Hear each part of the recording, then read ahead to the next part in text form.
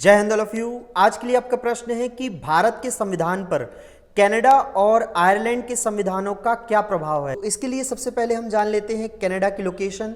देखिए ये है वर्ल्ड मैप और वर्ल्ड मैप में आपको ये दिखाई दे रहा होगा नॉर्थ अमेरिका, ये है south America, Europe, Africa, Asia और ऑस्ट्रेलिया और साथ में है अंटार्कटिका। तो हमें बात करनी है नॉर्थ अमेरिका। नॉर्थ अमेरिका के मैप में आप देखेंगे तो इसके अपर साइड आपको दिखाई दे रही होगी एक कंट्री जो कि है कनाडा। तो कनाडा के संविधान का जो प्रभाव हमें देखने को मिलता है हमारे संविधान में वो यहाँ पर कुछ पॉइंट्स के माध्यम से बताया गया है। सबसे पहला पॉइंट है कि केंद्र के द्वारा राज्य के राज्यपालों की नियुक्ति। जी हाँ, हमारे यहाँ पे जो राज्य के गवर्नर होते हैं या राज्यपाल होते हैं उनकी नियुक्ति केंद्र के द्वारा की जाती है और ये जो प्रक्रिया है हमने कनाडा से ली है, यानी कि कनाडा के संविधान से ली है। तो ये बात याद रखिएगा।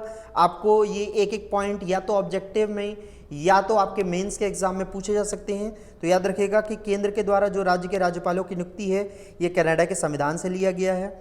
वहीं सशक्त केंद्र के साथ संघीय व्यवस्था, जो संघीय व्यवस्था है भारत में वो भी हमने किससे ली है, कनाडा के संविधान से। लेकिन यहाँ पर बात हो रही है सशक्त केंद्र की। देखिए यहाँ पर जो भी डिसीजन लिया जाता है, आपको पता होगा जब मैंने केंद्र राज्य संबंध बताया था तो केंद्र राज्य संबंध के तहत यहाँ पर 3 सूचियाँ होती हैं, केंद्र की सूची, राज्य की सूची और समवर्ती सूची। तो यहाँ पे यदि कोई भी ऐसा लॉ बनाया जाता है जिसमें स्टेट और सेंट्रल में कोई कॉन्फ्लिक्ट होता है या दोनों के बीच यहाँ सहमति नहीं बनती है, तो ऐसा लॉ जो केंद्र सरकार के द्वारा बनाया गया है वो यहाँ पे एनफोर्स हो जाता है या उसी को लागू किया जाता है। तो एक सशक्त केंद्र की बात की जाती है जहाँ पर केंद्र के द्वारा जो फैसला लिया जाता है वो सभी जगह पर अच्छी तरह से लागू किया जाता है। तो ये भी पॉइंट याद रखिएगा कि जो सशक्त केंद्र के साथ संघीय व्यवस्था है ये भी कनाडा के संविधान की ही देन है। इसके अलावा उच्चतम न्यायालय यानी कि सुप्रीम कोर्ट की बात हो रही है तो उच्चतम न्यायालय का परामर्शी न्याय निर्णयन, यानी कि उच्चतम न्यायालय को यदि ज़रूरत है तो वो भी परामर्श ले सकते हैं। और ये जो एडवाइजरी ज्यूरिडिक्शन का पॉइंट है ये भी किससे लिया गया है, ये भी कनाडा के संविधान से लिया गया है।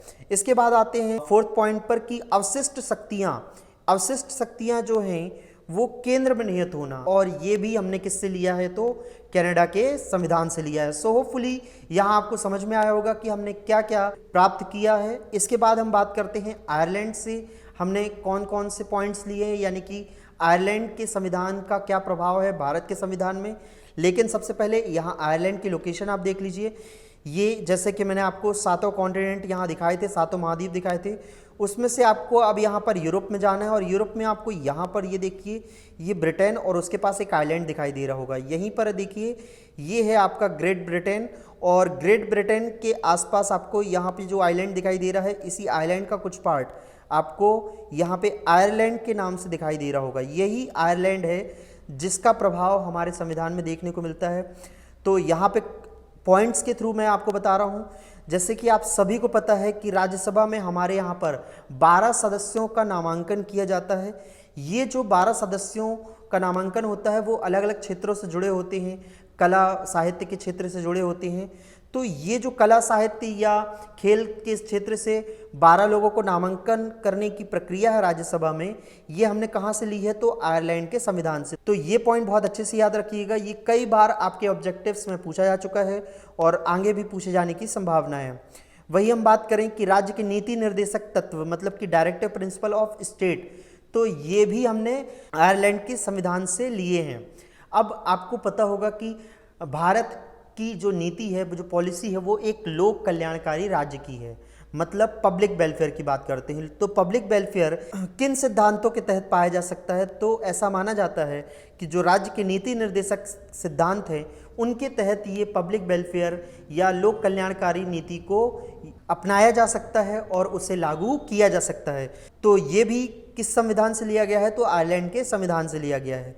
इसके अलावा जो राष्ट्रपति की निर्वाचन पद्धति है यानी कि मेथड ऑफ प्रेसिडेंट्स इलेक्शन, ये भी आयरलैंड के संविधान से लिया गया है। तो आपको यहाँ पर होपफुली कनाडा और आयरलैंड के संविधान से क्या क्या लिया है वो समझ में आ गया होगा। इन पॉइंट्स को आप ऑब्जेक्टिव के तहत भी याद रख सकते हैं, यानी कि वस्तुनिष्ठ प्रश्न के तौर पर भी याद रख सकते हैं। इसके अलावा मेंस के लिए भी इन्हें याद रखा जा सकता है।